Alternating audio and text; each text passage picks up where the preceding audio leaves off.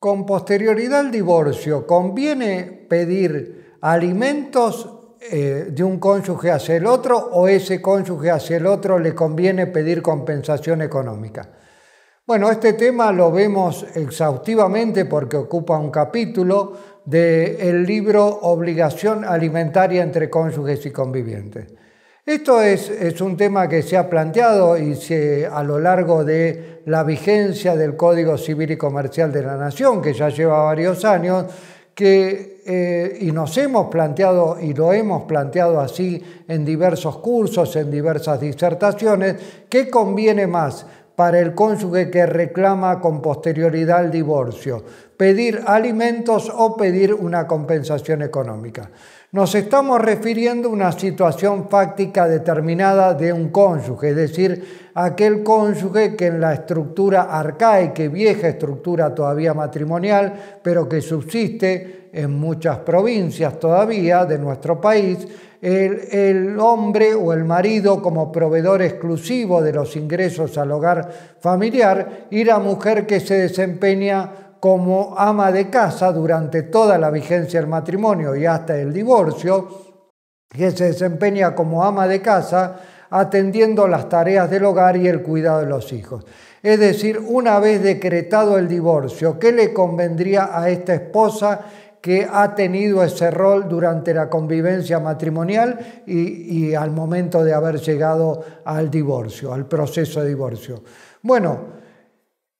no puede pedir las dos cosas, no puede pedir alimentos y compensaciones económicas porque conjuntamente esa petición la veda el Código Civil y Comercial de la Nación. Pero podrá pedir los alimentos del artículo 434, inciso 2, o la compensación económica que se establece a partir del artículo 441 para los cónyuges, para pedir de un cónyuge hacia el otro. Desde el punto de vista de la conveniencia, siempre hemos destacado que para quien pide alimentos o compensación económica, para el cónyuge que lo pide, le va a convenir pedir alimentos. ¿Por qué? Por las características propias de los alimentos con posterioridad al divorcio y por las características propias de las compensaciones económicas que siempre se van a establecer con posterioridad al divorcio. Las compensaciones económicas siempre van a tener un tiempo limitado, no van a poder variar durante el transcurso del tiempo que se abone esa compensación económica, aunque hayan variado las circunstancias de quien recibe la compensación económica y de quien la paga. Son disponibles, se establecen con carácter excepcional, no son provisorias y no dependen de la necesidad del que pide la compensación económica, sino de que se haya verificado un desequilibrio económico objetivo. En cambio, los alimentos, en principio, van a regir durante largo tiempo hasta el fallecimiento del alimentante o del alimentado, van a poder variar durante el transcurso del pago de esa cuota alimentaria entre cónyuges porque se han modificado las circunstancias fácticas tanto del alimentante como del alimentado y, por ejemplo, podrán dar lugar a un aumento de la cuota ordinaria o a una cuota extraordinaria. Van a estar protegidos esos alimentos por ciertas medidas tuitivas, por ejemplo, no van a poder ser embargados.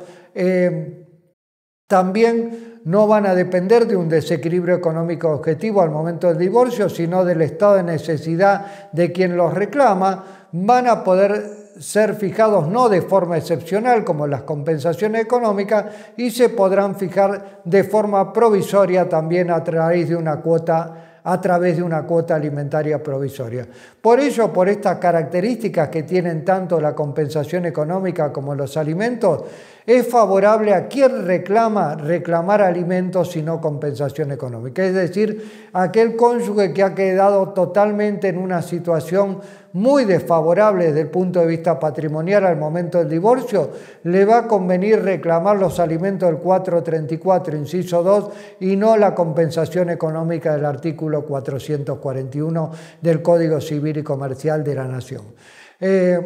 Para el cónyuge que los reclama le conviene reclamar alimentos y no compensación económica por estas características que hemos dicho. Si bien hay que tener en cuenta y cabe señalar que como la compensación económica tiene una caducidad de 6 meses a partir de la sentencia de divorcio, reclamaremos alimentos y de forma subsidiaria compensación económica por si nos desestiman la petición alimentaria. Es decir, si el juez o tribunal actuante desestima la petición alimentaria, podremos subsidiariamente ya haber planteado el tema del reclamo de la compensación económica. En cambio, para el cónyuge que abona, que tiene que abonar, le conviene abonar una compensación económica y no alimentos por las características que hemos visto que tienen los alimentos y que tiene la compensación económica. Y es más, si